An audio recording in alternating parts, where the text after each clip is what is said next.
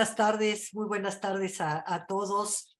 Hoy estamos terminando nuestro módulo número 17 de la serie que está llevando a cabo el PINC y en donde nos invita a varios de los institutos relacionados sobre qué sabemos sobre cambio climático. Se han tratado muchos temas en estos 17 módulos. Cada módulo tiene un mes de duración y cada semana se hace una conferencia. Teníamos mucha expectación y que cosas que se han cumplido, porque es de un tema que casi no tratamos. Como cuando hay cosas que no nos gustan, tendemos a mejor ni hablamos de eso. Pero creo que en este caso más vale hablarlo y más vale hablarlo a tiempo. Y además estar todos bueno, pues con los argumentos sobre la mesa y con todas las posibilidades que tengamos para ello. A lo mejor Rosa María tenía una presentación que no se pudo dar por una cuestión de ahí, pues una cuestión de salud de pronto. Entonces, ella no es la única que no ha expuesto todo su problemática, tal vez la problemática que le tocaba hablar sobre secuestro de carbono, pero creo que igual a la hora de contestar cómo se hace la dinámica de estos al final de los módulos, de que podamos hablar todos de los temas, puede introducir seguramente muchas del trabajo y de las ideas que se están haciendo. Tenemos una hora, entonces, aunque es un tema en el que fácilmente nos podemos enganchar, podemos tratar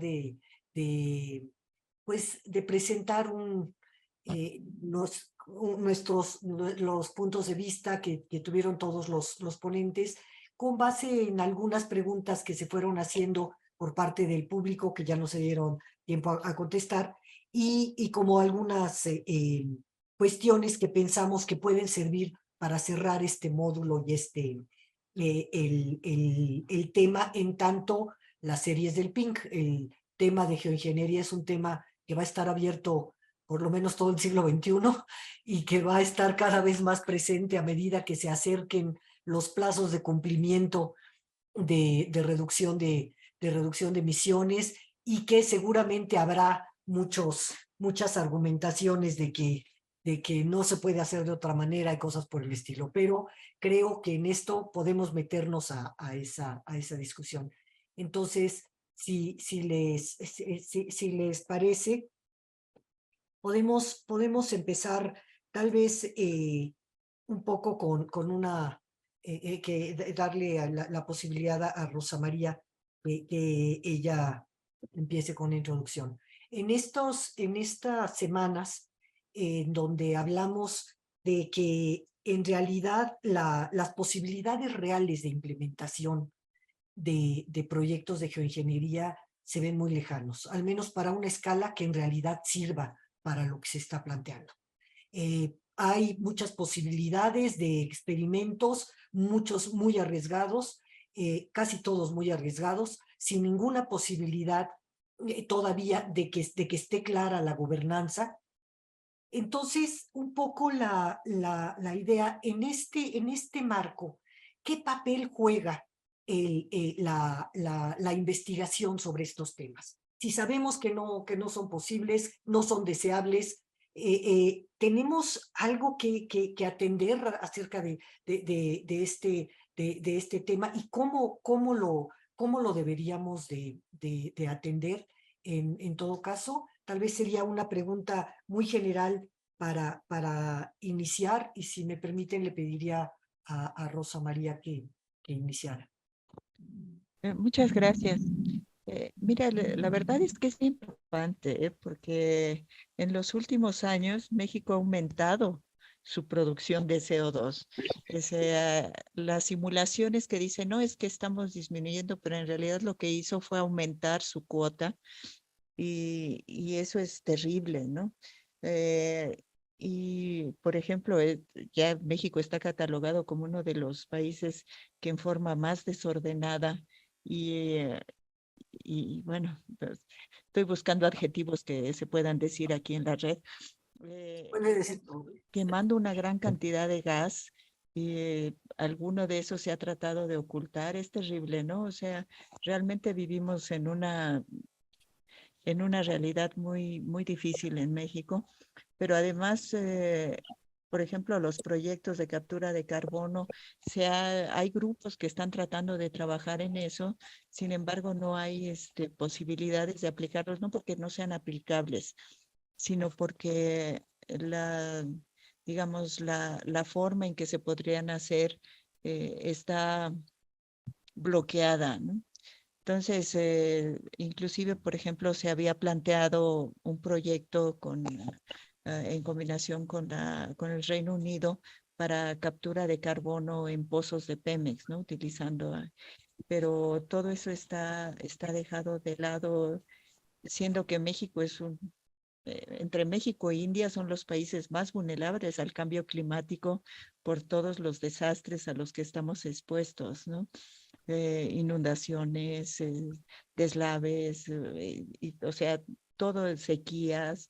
Entonces, te digo, México e India son los países más vulnerables en todo el mundo al cambio climático y sin embargo, México es un país que en la última evaluación está haciendo un completo cero, está así en que en los últimos 5 años aparentemente no ha hecho muchos esfuerzos para aliviarlo, entonces para mejorar, para disminuir emisiones, para hacer transición energética, etcétera.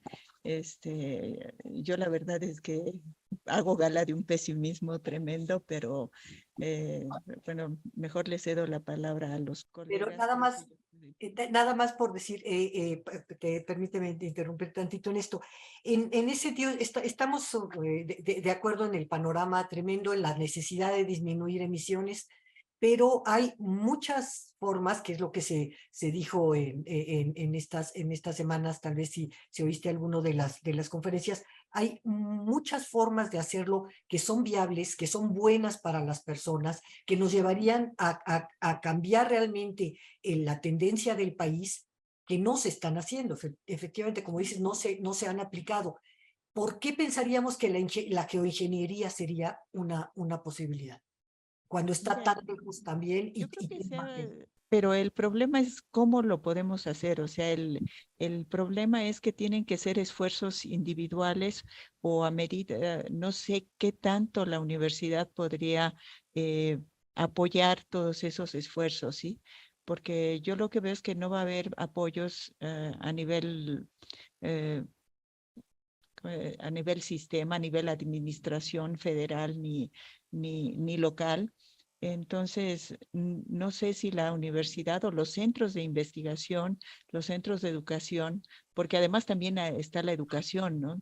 Hay que educar también a la gente y hay que hacer además los proyectos de geoingeniería, pero yo creo que eso hay que hacerlo aún en contra de los sistemas que están establecidos. Entonces, yo creo que la organización es muy fuerte. Yo no sé si el PINC, la universidad, puede hacer programas en el cual todos pongamos todo nuestro esfuerzo para echarlos adelante, porque yo creo que esa sería la única forma. No sé si tú crees que hay algún otro camino. A ver, vamos a ver qué dicen nuestros ponentes. Puede ser como los estoy viendo en las ventanitas, puede seguir José María, por favor, opiniones sobre esto. Muchas gracias, Amparo, y a todos los demás participantes, a la UNAM por organizar esta mesa adicional de discusión.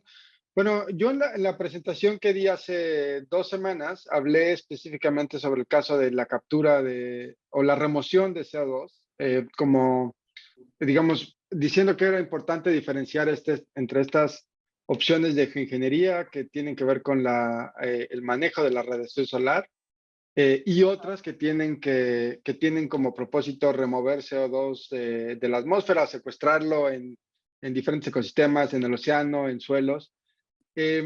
Y yo creo que es importante que México haga investigación sobre el tema por dos razones. Uno, por las posibilidades de desarrollar proyectos y programas en México de alternativas que consideremos que tienen sentido para el país, que pueden ser, por ejemplo, en el tema de suelos, que tienen sus características, sus retos particulares. Por ejemplo, suelen ser áreas donde la incertidumbre sobre la remoción de CO2 es mucho más alta, pero pueden tener muchos cobeneficios. Pero también hay temas donde tal vez México decida no desarrollar programas autónomos, pero en los cuales debe tener una opinión en el sistema de gobernanza internacional. En la presentación, por ejemplo, hablé de un proyecto europeo en el que me ha tocado participar como investigador de la Universidad de Oxford, que se llama Ocean Nets, que es sobre remoción de CO2 a través de intervenciones en el océano. Son intervenciones que algunas de las cuales en este momento, de hecho, estarían prohibidas por la regulación ambiental internacional. Y entonces, claro que países como México deberían de tener una opinión al respecto, ¿no? Y de modo que los foros internacionales puedan tener voz y voto cuando corresponda voto sobre si este tipo de alternativas deberían de desarrollarse o no. Muchos de estos programas son muy nuevos, inclusive en el espacio europeo. Por ejemplo, es hasta donde tenemos el primer programa como paneuropeo que trata de investigar las intervenciones en el océano. Y en la medida de lo posible haremos lo que podamos para difundir más sobre las conclusiones del proyecto. Pero la investigación y que el hecho que haya investigadores mexicanos informándose y colaborando o haciendo investigación independiente sobre estos temas, pues podrá ser muy útil para las posiciones que después tenga que tomar el gobierno mexicano en estos temas, en los foros internacionales. Muchas gracias, José María. Silvia, ¿cómo ves el punto? Bueno, yo pienso que, digamos, con el tema de la investigación, claro, el tema que tenemos en este momento, lo que estamos discutiendo es geoingeniería. Sin embargo, el punto que nosotros, realmente el problema es el cambio climático. Entonces yo creo que toda la investigación sobre cambio climático y cómo México o el país que sea puede enfrentarlo y lo que necesitamos hacer a nivel internacional, eso es importante. Sin embargo, yo creo que las investigaciones, en particular sobre geoingeniería, básicamente, digamos, voy a decirlo así como un poco en general, yo creo que básicamente desvían la atención de realmente investigar alternativas y opciones que sean las que podemos aplicar. Porque una de las cosas que pasan es de que, bueno, digamos, si dividimos el tema de la geoingeniería, vamos a hacerlo, yo lo haría en este momento como en 3 grandes sectores. Uno es la geoingeniería solar, otro es la remoción de carbono, y yo pondría como en una parte, pero está dentro, porque no es remoción de carbono, la captura de carbono, ¿no? Es otro tema, no es remoción. Entonces, sobre esos 3 temas, yo creo que la verdad es, en los 3 casos, yo creo que es una distracción de un tipo de investigación que se necesita de entender. Por ejemplo, aplicar en México cómo se aplican las causas del cambio climático y cuáles son las respuestas que se pueden realmente desarrollar en un país como México, o sea, en las condiciones que hay, etc. Un país que además tiene una enorme cantidad de costas, de ecosistemas riquísimos, de manglares, de turberas, en fin, además de bosques, además de montañas. Entonces, digo, son muchos factores que yo creo que ameritan que haya investigación en ese sentido. Pero entonces, también, digamos, para decir, uno de los, digamos, según el IPCC, el principal factor de emisión de gases de efecto invernadero es la exploración y producción de energía, ¿no? Pero por otro lado, Pero por otro lado hay el segundo factor, que es la deforestación y el cambio de uso de suelo, está íntimamente ligado a todo el sistema agrícola y alimentario. Entonces, señalo estas 2 cosas, y esto es mucho más, entre estas 2 cosas es casi el 60%, sobre todo si se extrapola, ¿no? Por ejemplo, según informes de la FAO, nosotros tenemos cifras más altas, pero según el informe de la FAO oficial, 37% de los gases de efecto invernadero están ligados a la cadena alimentaria agroindustrial. toda, ¿no? Desde la agricultura hasta los supermercados, los transportes, las formas de comer. Entonces, lo que quiero decir es, hay una cantidad enorme de cosas sobre las que podemos actuar que no se están investigando con no solo la profundidad, sino la posibilidad de convertir eso en acciones concretas.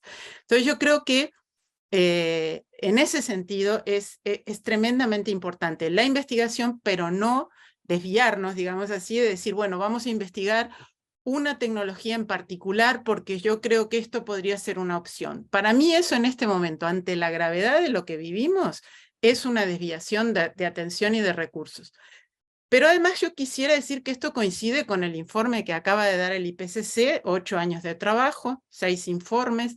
Yo participé en varios de ellos, digamos, no como autor, sino como revisor y en las reuniones.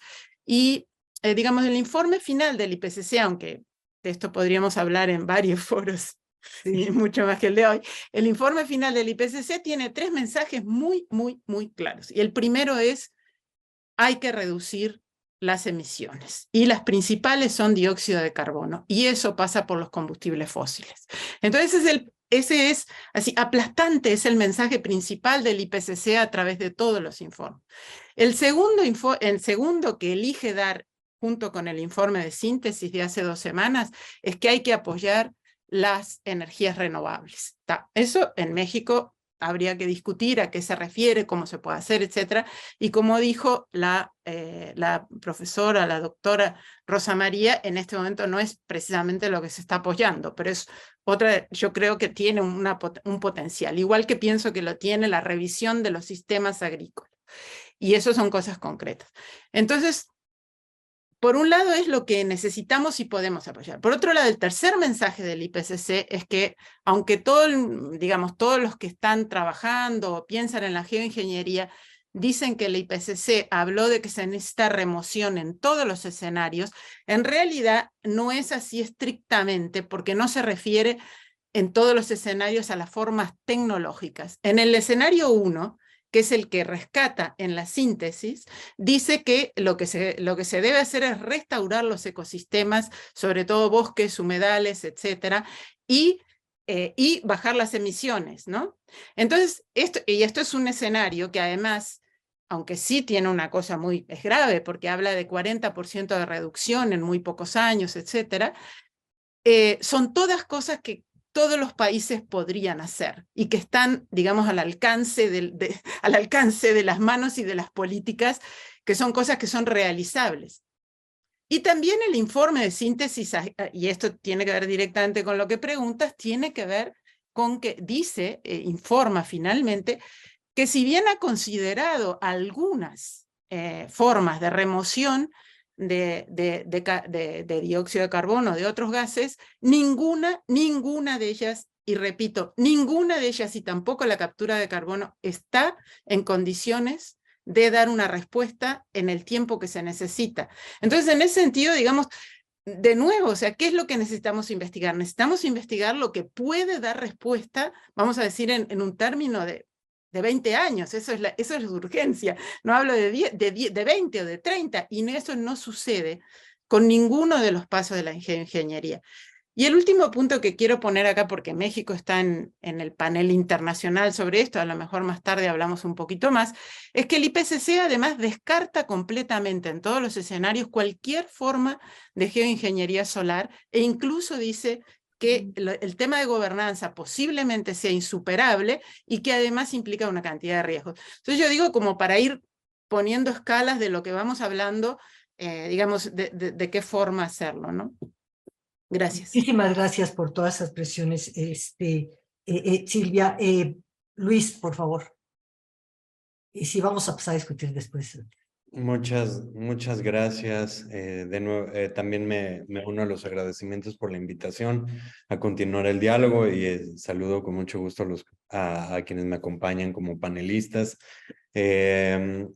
Quisiera continuar justo de lo que decía la doctora Silvia Ribeiro y entonces mencionar tal vez que de dónde surge, que era la pregunta original de la geoingeniería y por qué continuamente aparece a veces como demonio, a veces como solución ideal, es porque me parece que más que una solución real, viable, como por las razones que ahorita mencionaba la doctora, es más como una tentación que surge por tres razones distintas.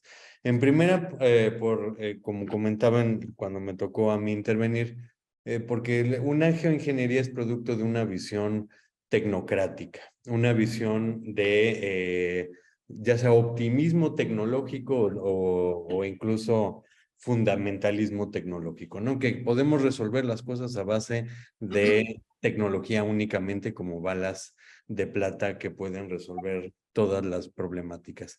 Esa es una visión del mundo que se ha gestado a lo largo de Occidente debido al mecanicismo, al materialismo, en fin, una serie de condiciones, de ideas que dan como producto una excesiva confianza en la ciencia, una excesiva confianza en el poder de la tecnología. Y esto es las condiciones necesarias para que, dada una situación tan compleja como la que enfrentamos, como en el cambio climático, pues se antoje como una solución viable, ¿no?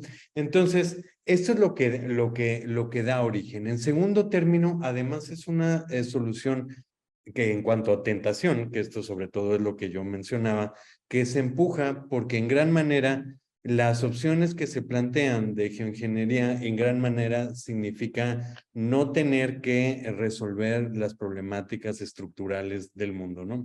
Los problemas que dan raíz, las condiciones que dan raíz a las problemáticas socioambientales que han generado, ¿no? En primer lugar, los problemas, tanto el cambio climático, la degradación ambiental y más todos los problemas sociales de justicia, etcétera. Es mucho más sencillo pensar que con una tecnología podemos resolver la problemática, a pensar que tenemos que resolver las condiciones estructurales. Esto en particular le resulta muy atractivo a quienes, no solamente por una visión tecnocrática, sino que además no quieren o no les conviene que se modifiquen las estructuras mundiales, sociales, etcétera.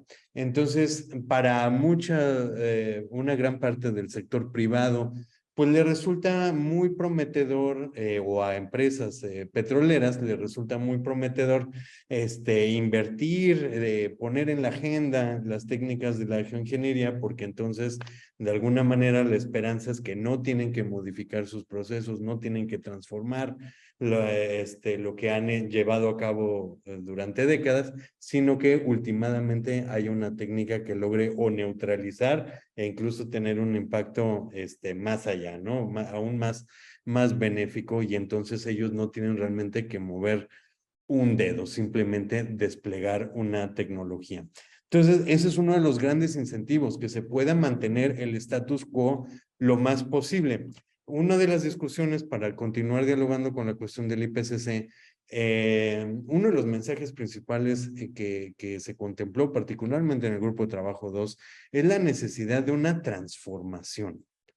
Y una transformación es un concepto que, dependiendo del área desde donde se vea, el sector donde se vea, pues tiene implicaciones muy diversas, pero desde mi punto de vista y de muchos de los colegas que fueron parte del Grupo de Trabajo 2, transformación no significa no son cambios incrementales, no son pequeñas cositas, sino significa cambios radicales, urgentes, que modifiquen las condiciones actuales. Y frente a una situación de transformación como la que es requerida, pues lo que más puede prolongar el status quo es la promesa de que tecnologías planteadas por la geoingeniería van a resolver la problemática sin necesidad de transformarnos, ¿no? Pero es de nuevo una tentación, ¿no? Es una idea de que podemos de alguna manera resolver la problemática sin movernos. Y por último, pues cada vez va a ser más relevante, cada vez va a ser más tentador hablarlo por las condiciones que ya han manifestado muchos de mis compañeros panelistas, ¿no? Que es la desesperación, ¿no? O sea, el momento de decir, bueno, la situación se antoja, o bueno, no se antoja, la situación es catastrófica. Y por el otro lado, para aquellos que han tenido una pérdida de confianza en el proceso multilateral bajo Naciones Unidas, que dicen, esto no va a caminar, no lo vamos a lograr sacar, el Acuerdo de París va a fallar, etcétera. Entonces, frente a este panorama, pues de nuevo, las soluciones de geoingeniería se plantean como la bala de plata que podrá resolver estas situaciones. Entonces, en todas estas tres, nomás para cerrar mi participación, es como una especie de tentación, pero como se ha mencionado, no probada, no a la escala, en fin, todas las condiciones que ya se han ido mencionando, pero es más una tentación que está ahí pendiente, que está ahí flotando de que podremos resolver tecnológicamente todas las condiciones estructurales que de otra manera requerirían cambios rápidos, profundos, a gran escala, estructurales, y que no pueden ser hechos a partir de la tecnología. Entonces, este es el panorama de visiones que lo vuelven una tentación sumamente fértil y que pues dan raíz a proyectos reales, ¿no? Que las implicaciones ya después tendremos que pues discutir cuáles son los planteamientos éticos que vienen de cada uno de ellos, ¿no? Pero es aquí de donde surge y quisiera poner sobre la mesa ahora. Gracias. Muchas gracias, Luis. Sí, sin duda es toda una cuestión muy compleja. Yo creo que para que podamos pues avanzar de acuerdo a lo que cada quien más quiera decir y no necesariamente con un orden, voy a hacer un planteamiento general tomando lo que ustedes han dicho y con algunas preguntas que surgen, y cada quien me dice que pueden intervenir como ustedes quieran y pueden tocar uno o varios temas. Entonces, para que podamos, cada quien sienta gusto con lo que está planteando. Efectivamente, esta cuestión del desencanto, por un lado, de que, y que ya se ha dicho mucho, que cuando se estaban haciendo todas las grandes promesas de reducción, todavía ahora en Glasgow, que se hicieron muchas promesas de reducción, se sabe que al mismo tiempo que se estaban haciendo esas promesas de reducción y se montaban unos presupuestos para hacerlo, era mucho más alto el presupuesto que seguía en la mayoría de los países para subsidiar energías fósiles, para seguir invirtiendo en industrias altamente contaminantes de gas de efecto invernadero, que no en destrucción incluso de ecosistemas. Tenemos toda la cuestión pues no solamente del Amazonas, pero como un ejemplo muy cercano,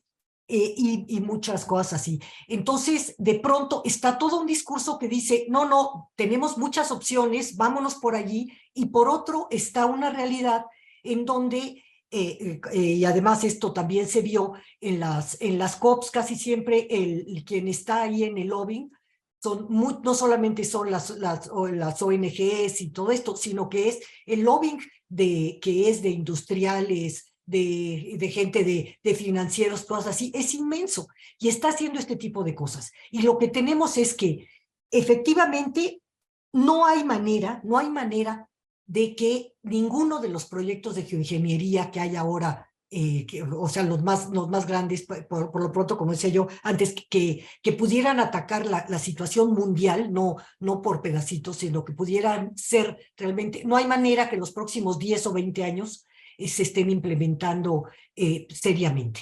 Entonces, sí, esto hace ver que pues no habría por qué ni siquiera, yo creo, y además estoy convencida en eso y lo hemos comentado con varios de ustedes, de que México no tendría que estar invirtiendo en hacer nada de eso, sino en hacer lo que debe de hacer y lo que además le hace bien a la población. Sin embargo, hay varios países que sí se lo están tomando en serio.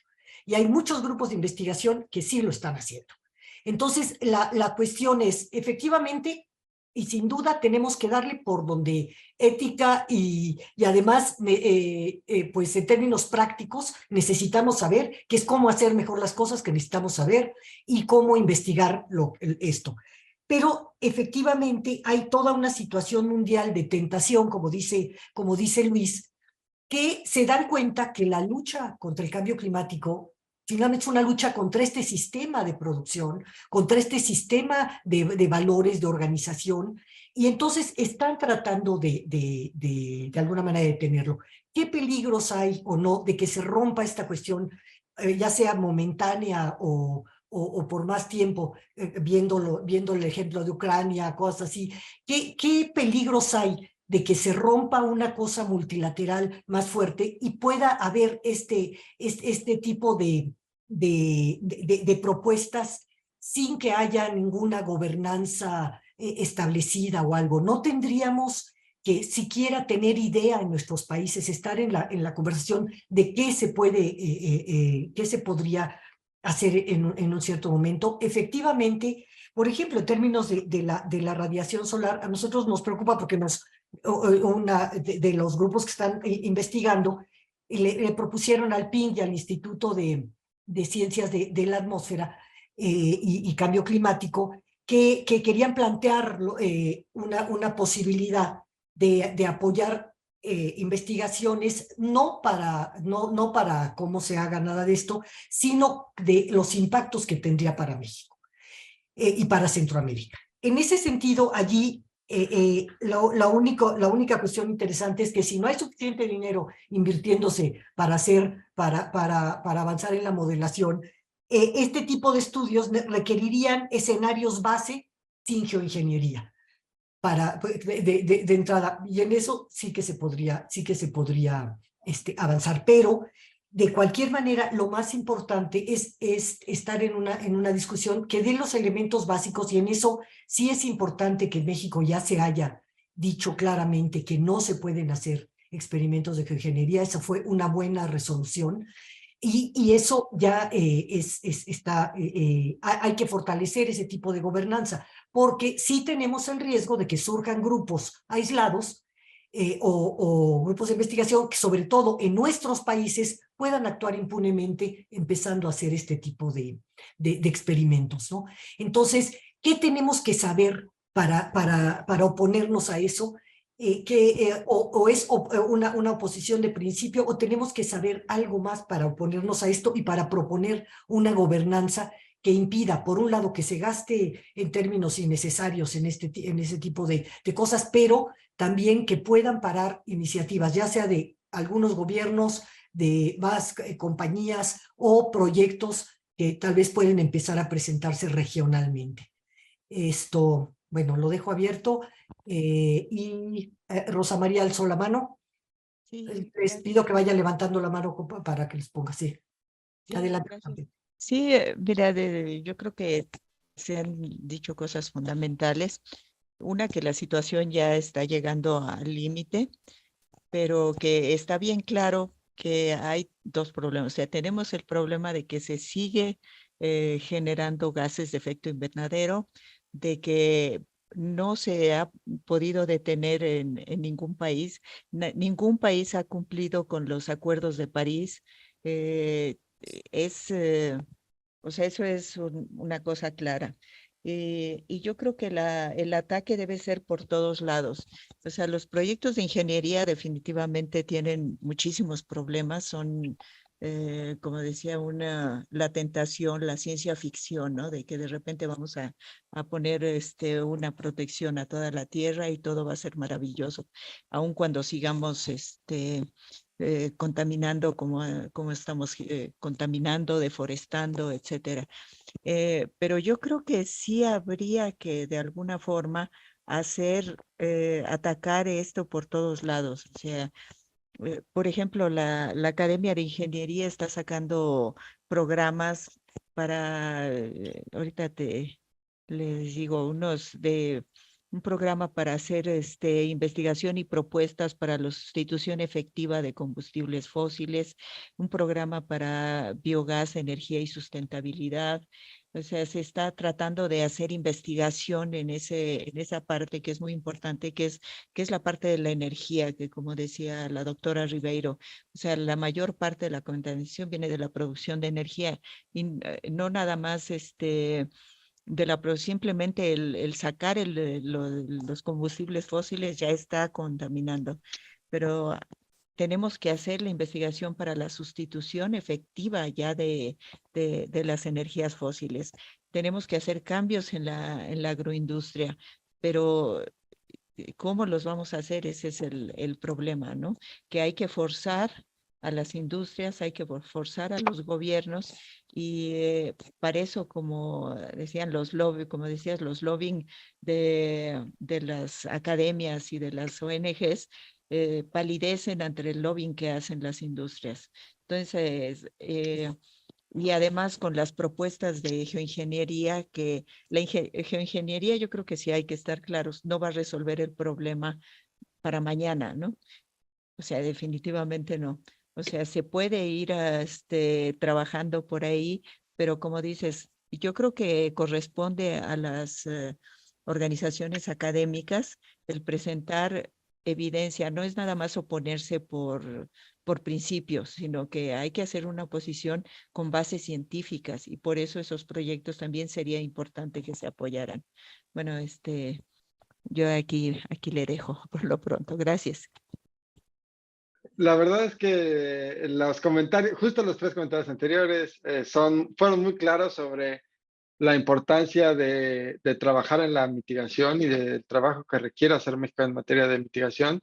Así que yo me voy a referir un poco más sobre la relación entre la investigación y la posición de México como gobierno o como grupos especializados en áreas de ciencia y política de la ciencia o de política de cambio climático.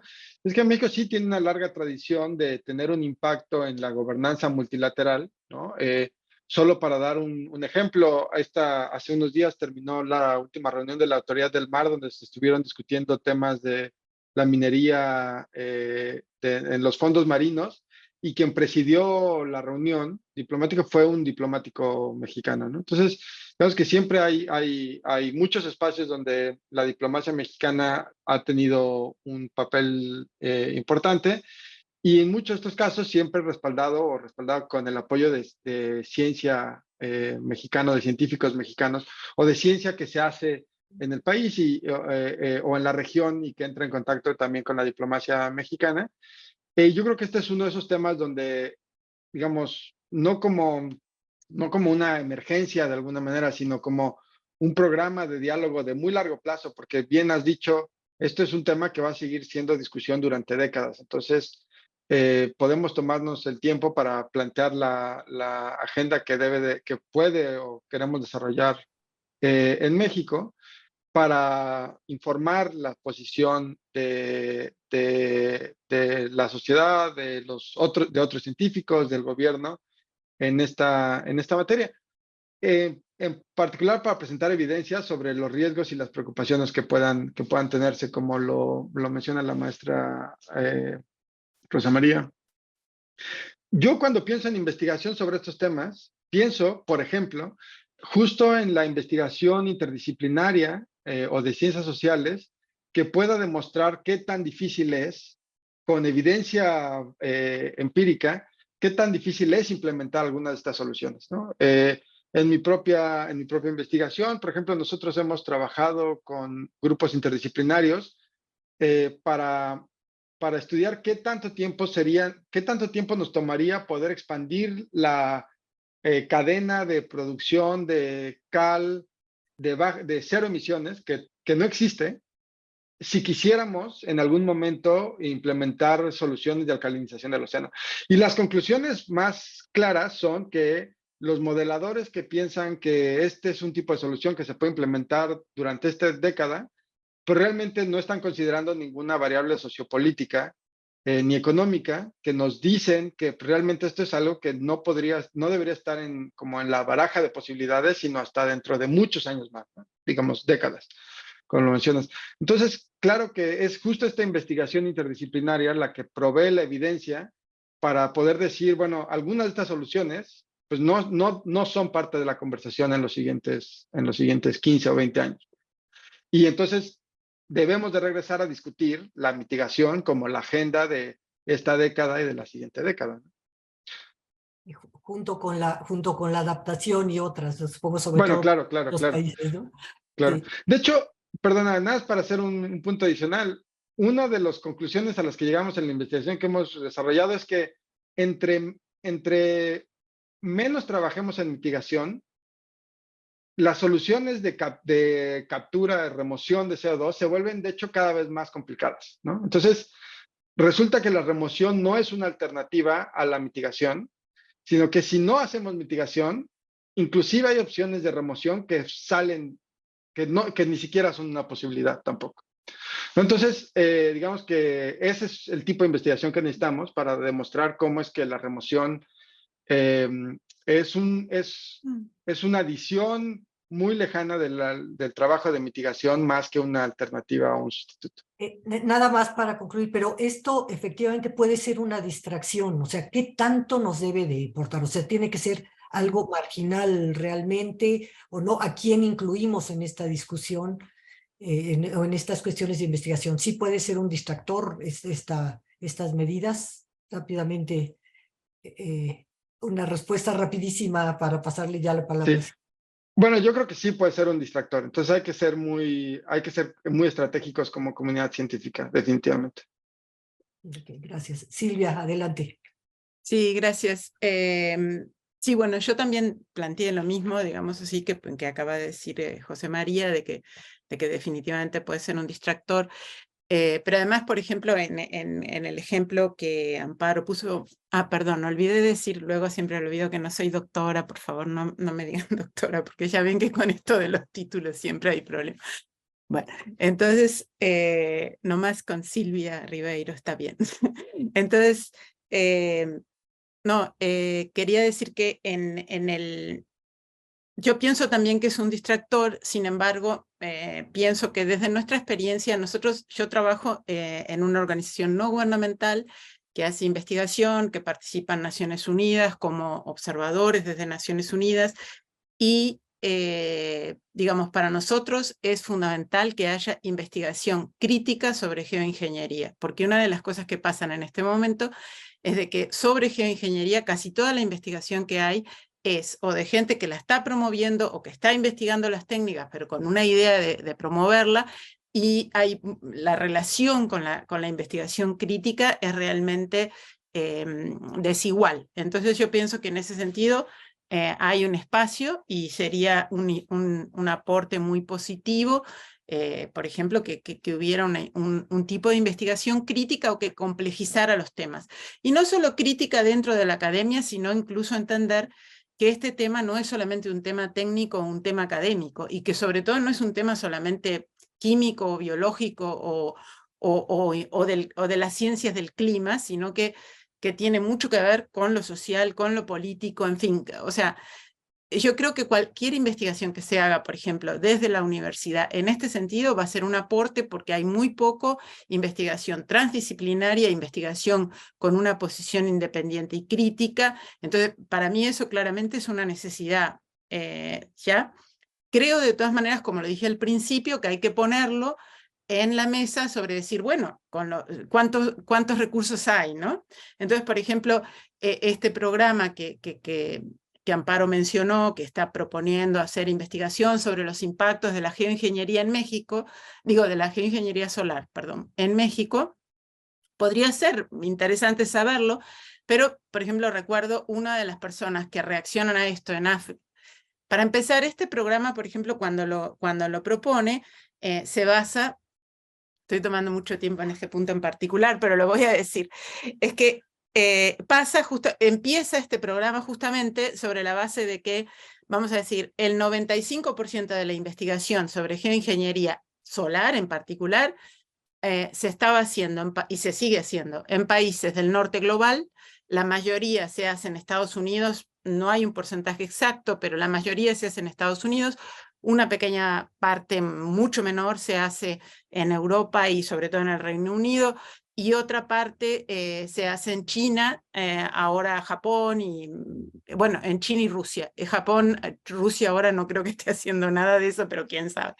Pero en esos países. Entonces había muy pocos países haciendo investigación, y además digamos, era muy claro que eran los mismos países que son los que tienen que responder con la mayor cantidad de recorte de emisiones, ¿no? Entonces había una cosa muy clara. Y entonces sale esta iniciativa que es para decir, no, pero hay mucha gente en el tercer mundo que está interesada. Entonces se le ofrece un dinero para investigación a una múltiple cantidad de equipos, y la verdad, o sea, si a una universidad seria, estoy hablando, cualquiera, digamos, que le ofrezcan recursos para investigar, en general es algo, digamos, positivo, vamos a decir, porque no hay muchos recursos. El problema es que a su vez esto está dirigiendo la investigación, porque no es una investigación abierta, sino que es sobre este punto en particular, que incluso ha sido usado, yo ahora no lo tengo, ha sido usado para decir de que gracias al Degrees Modeling Fund, que se llama ahora, cambió 5 veces de nombre,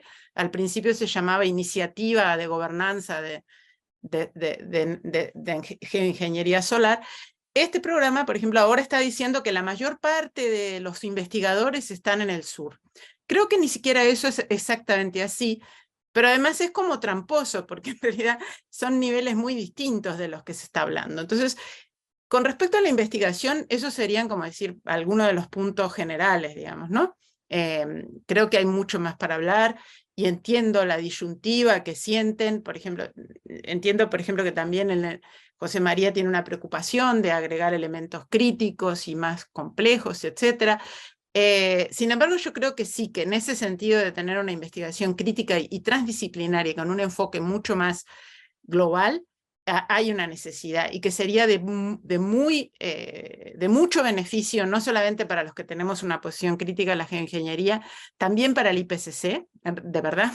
O sea, a mí me he encontrado con gente del IPCC que me dice, solo tenemos literatura gris, que es la que no está en peer review, ¿no? La que no está arbitrada. Entonces, bueno, se necesita. En eso sí se necesitaría. Además de lo otro que ya no mencioné antes, ¿no? Lo otro que quería decir rápidamente, esto sí lo voy a hacer corto, es porque lo mencionaron antes y no lo dije, es que en el tema, por ejemplo, de captura y almacenamiento de carbono, hablando de distractores, más del 85%, yo creo que es más del 90% de los proyectos de captura y almacenamiento de carbono en el mundo tienen que ver con la extracción de más petróleo, la extracción de reservas profundas. Porque la captura y almacenamiento de carbono es una técnica de la industria petrolera, y la tienen hace más de 50 años, o sea que podrían haber estado usándola desde que empezaron, hace no sé cuánto, creo que tiene más de 50, 60 o algo así. No estaba perfeccionada, pero la tienen, incluso han habido bastantes proyectos y todo. Según una investigación del Boletín de Científicos Atómicos, que es un boletín científico, según esta investigación dicen que mínimamente para tener alguna forma de impacto se necesitan 10.000 instalaciones de captura y almacenamiento de carbono en el mundo. En este momento, en función como captura y almacenamiento, hay menos de 30. Vamos a decir que hay aproximadamente, en el último informe había unas 26, todas las demás podía ser, vamos a decir que llegan hasta 80 si se cuentan las que están en desarrollo y eso. Eso frente a 10.000, ¿no? O sea, nada más para poner. Ahora, de esas 80 que hay en desarrollo o algunas funcionando, la mayoría son para extraer reservas profundas, o sea, se inyecta gas para empujar el petróleo que está abajo y sacar más petróleo, y por lo tanto no funcionan como remoción de carbono porque emiten más gas. También hay todo un mito, digamos así, de que cuando uno piensa, bueno, pues estaría bien capturar el carbono, ¿no? Piensa uno, cualquiera, yo misma lo pienso, bueno, pues estaría bien capturar el carbono. Eso no es así, no es que el carbono está en un lugar y lo vamos a enterrar. No, se necesitan carbonoductos, se necesitan, o sea, nuevos ductos, nuevas instalaciones, hay que hacer una perforación nueva, no se puede usar la perforación que ya está hecha, se necesitan transportes, etc.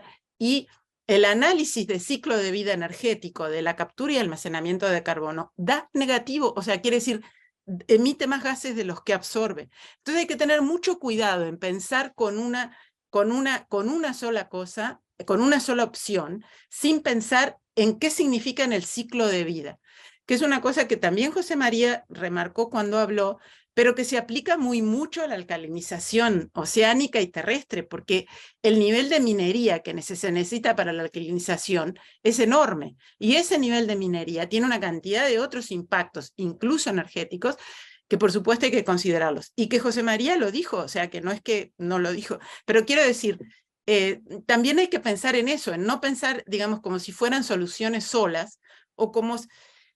Y viene el punto siguiente, que es decir, bueno, y si son muchos para realmente tener impacto en el cambio climático, eso ya tiene otro nivel de impacto. Porque una cosa es ver una instalación y otra cosa es ver 10.000.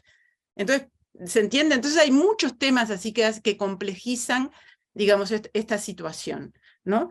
Entonces yo pienso que en la gobernanza, que es lo que tú preguntas. Es lo que hay que... Claro, bueno, como queda poco tiempo, voy a decir lo último. Por la desesperación, y eso ya se lo dejo a Luis, que es uno de los que lo nombró, hay que tener claro que frente a la desesperación, lo que no sirve es la geoingeniería, porque la geoingeniería nunca, ni ahora, ni en 20 años, ni en 50 años, ni totalmente desarrollada, nunca va a las causas del cambio climático. La geoingeniería se trata de sacar el carbono cuando ya se fue emitido o de tapar el sol y reflejarlo, pero las causas del cambio climático están intocadas. Entonces eso quiere decir que frente a la desesperación deberíamos eliminar las opciones que no van a las causas y que no nos ayudan a no estar siempre en la misma rueda como una ardilla dando vuelta a ver si buscamos la próxima porque se sigue emitiendo. Entonces eso tiene que quedar claro. La geoingeniería nunca es una solución ni de emergencia ni frente a la desesperación. Paradójicamente hay un discurso que dice lo contrario, pero esa es la verdad, ¿no? Muchísimas gracias, Silvia. A ver, casi cierras el Luis, y ya nada más digo una cosa. Antes de que hables, les vamos a proponer a todas las preguntas que nos están llegando, vamos a armarlas, y le voy a proponer al Pink. Ahora sí me voy a aprovechar de que me dejaron de moderadora y voy a hacer promesas en su nombre, pero que con algunas de las preguntas y los temas que vamos son más interesantes, se pueden ir haciendo podcast o ya entrevistas, así para que se estén pasando y podamos seguir con la discusión socialmente, pero porque ahora no sería posible que nos diera tiempo. Luis, adelante, por favor. Gracias. Pues bueno, para tratar de ser muy sucinto y cerrar. Yo solo pienso que el tabú, o sea, mantenerlo como tabú, callarlo, mejor no lo hablemos ahorita porque eso significa el fracaso del proceso multilateral, el fracaso de la mitigación, etcétera. No ayuda a nadie, no ayuda ni a los que quieren resolver los problemas estructurales, ni a quienes luchan por el proceso bajo Naciones Unidas, ni nada. Entonces, es mejor que lo hablemos con claridad, que lo hablemos de forma crítica, como ahorita Silvia lo estaba mencionando. Es 1000 veces mejor que lo saquemos y lo hablemos tanto debemos de investigarlo, por supuesto que debemos de investigarlo, pero de una forma crítica, ¿no? ¿A quién está sirviendo, no? Esta investigación, ¿qué fin tiene? ¿Cuál es el propósito de ser de este proyecto en particular? Pues cualquier perspectiva crítica va a ser muy importante, y no solamente que aquellos que están haciendo la investigación sobre geoingeniería ya están convencidos per se de que debe desplegarse, ¿no? Por ejemplo, David Keith de Harvard, si lo conocen, es así un excelente ejemplo de esto, ¿no? Entonces, investigar no significa estar de acuerdo que debe de desplegarse, ¿no? Por eso la perspectiva crítica. Pero ya sea que estemos a favor o en contra, que creemos que no se puede desplegar actualmente o demás, lo que tenemos que hacer es poder hablarlo, poder discutirlo, o sea, tanto por un lado poder investigarlo como por el otro lado en el espacio social poder discutirlo, porque no hablarlo lo único que da pie, y para poder cerrar con lo que se está hablando, es a la desesperación, a que se intente, ya sea por cuestiones erróneas, utilizarse en caso de desesperación. Y ahí, si llegamos a ese caso, no va a importar si aún no está bien investigado, si no hemos visto las consideraciones éticas, si no va a resolver el problema de forma estructural, sino simplemente lanzarse como una solución, y eso es algo que no podemos darnos el lujo. A mí hay una frase de Maquiavelo que me da muchas vueltas a la hora de considerar de por qué siempre debemos de mejor considerar, reflexionar, y es que siempre mantener la realpolitik en mente, no lo ideal. No deberíamos de estar en este punto definitivo, no deberíamos de estar pensando en una situación catastrófica con botones de emergencia, definitivo, pero pensando, ahora sí que cómo es la política, cómo actúan las instituciones, pues tenemos que pensar las consideraciones más relevantes. Entonces, quisiera nomás cerrar con una frase que dice Maquiavelo en su libro de Los Discursos. Y dice, cuando está en juego la seguridad de nuestro país, no debe intervenir ninguna consideración de lo que es justo o injusto, misericordioso o cruel, loable o vergonzoso. Por el contrario, dejando de lado cualquier otra consideración, solo debe tomarse el camino que preserve la existencia del país y mantenga su libertad. Y eso es exactamente lo que tengamos que evitar, porque la desesperación, el discurso de la emergencia, lo que va a hacer es que cualquier consideración ética, cualquier consideración crítica, cualquier consideración de los peligros, incertidumbres, etcétera, se quede de lado, y que solamente la promesa de que de algo puede servir va a ser lo único que va a imperar en nombre de la seguridad, la soberanía, la libertad, lo que sea, y eso es lo que no podemos permitir. Entonces, siempre que quede la realpolitik como razón suficiente para discutirla, porque es mejor tomar las decisiones en reflexión de manera crítica que esperar a que de forma desesperada se actúe unilateralmente, que es muy posible que haya quien lo haga. Entonces, mejor discutámoslo en el espacio público lo antes posible. Muchas gracias. Estás en mute, Amparo. Muchas gracias, Luis. Esta es precisamente la intención de todos estos programas, de todo este esfuerzo que se está haciendo por distintos lados, que estamos haciendo muchos académicos, no académicos, de todos lados, y así yo creo que lo tenemos que hacer y cada vez discutirlo más cercanamente. Desde el punto de vista de la ciencia, efectivamente tenemos el problema de que hemos pasado de la ciencia de las certidumbres, de que lo que sabíamos claramente, si algo era científico, es que estaba súper comprobado, se sabía todo esto. En cambio climático y en las cuestiones ambientales hemos pasado a la ciencia de las incertidumbres. Y esto puede ser bastante mal aprovechado, también puede ser muy bien aprovechado. Entonces creo que la idea es que tratar de... Yo recordaba en este momento que hace poco nos pusieron como condición al país el que diéramos pruebas sobre lo que se decía del glifosato, pruebas científicas que se dijera, y todo el mundo a ver buscando dónde están los estudios y todo esto. Por supuesto que hay muchísimos, pero teníamos que ver que cada país tengamos lo suficientes también para responder a ese tipo de cosas de manera crítica, ¿no? Sin embargo, queda muchas cosas que hacer. Efectivamente, no podemos para nada estar hablando de soluciones aisladas, soluciones que no tomen en cuenta una participación mucho más amplia de toda la gente, beneficios mucho más amplios para la gente, y una discusión que se ha tenido siempre en la convención, donde participamos muchas veces con mucha fuerza, es sobre derechos humanos. Lo último que decía Luis, y es que no puede ser que en aras de que es urgente una mitigación, puedan imponer estos proyectos, cambiarnos de las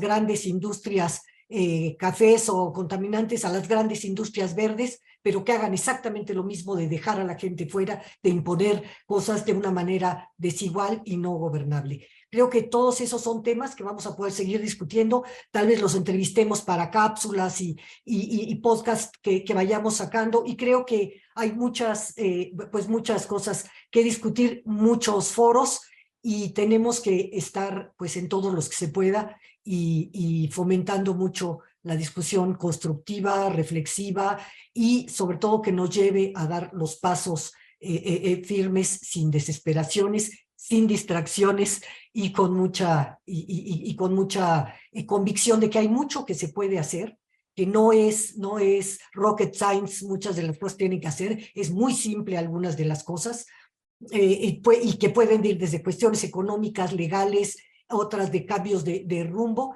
y que tenemos que darles a todas al mismo tiempo. Me parece que sí, si no hay nadie quiere agregar. Nada más le pido a los colegas del PINC que han estado recopilando las preguntas, que nos perdonen que se nos fue el tiempo, pero nos comprometemos a que esas preguntas las transformaremos en algunos programas, cosas donde vayamos buscando estas respuestas que se vayan sumando a la conversación y a la discusión colectiva, que es como tiene que ser todo este tema. Muchísimas gracias, Silvia, muchísimas gracias, Luis, José María, Rosa María Prol, muchas gracias a todos por estar aquí y gracias a quienes estuvieron siguiendo durante todo el mes este módulo. Esperamos que tengan unos muy buenos días de descanso y que regresemos la siguiente semana con muchos otros temas, siguiendo la serie de qué sabemos sobre cambio climático en México. Muchas gracias a todos y hasta luego. Gracias. Hasta luego.